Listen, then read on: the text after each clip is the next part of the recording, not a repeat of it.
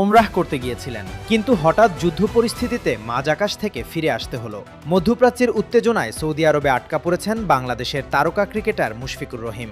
কবে ফিরবেন দেশে সেটা জানেন না তিনি নিজেও। প্রিয় দর্শক, চরম উত্তেজনাপূর্ণ পরিস্থিতি তৈরি হয়েছে মধ্যপ্রাচ্যে। যুক্তরাষ্ট্র, ইসরায়েল ও ইরানের সংঘাতের কারণে একের পর এক দেশের আকাশসীমা বন্ধ হয়ে গেছে। এই অবস্থায় ওমরাহ পালন করতে সৌদি আরব গিয়েছিলেন বাংলাদেশের নির্ভরযোগ্য ব্যাটসম্যান মুশফিকুর রহিম। সব আনুষ্ঠানিকতা শেষ করে দুবাই হয়ে বাংলাদেশে ফেরার কথা ছিল তার।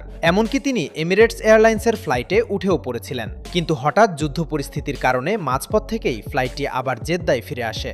বর্তমানে জেদ্দা বিমানবন্দরে আটকা পড়ে আছেন মুশফিকুর রহিম সহ হাজারো যাত্রী। নিজের ফেসবুকে মুশফিকুর রহিম জানিয়েছেন, আল্লাহই জানেন কবে দেশে ফিরতে পারবেন তারা।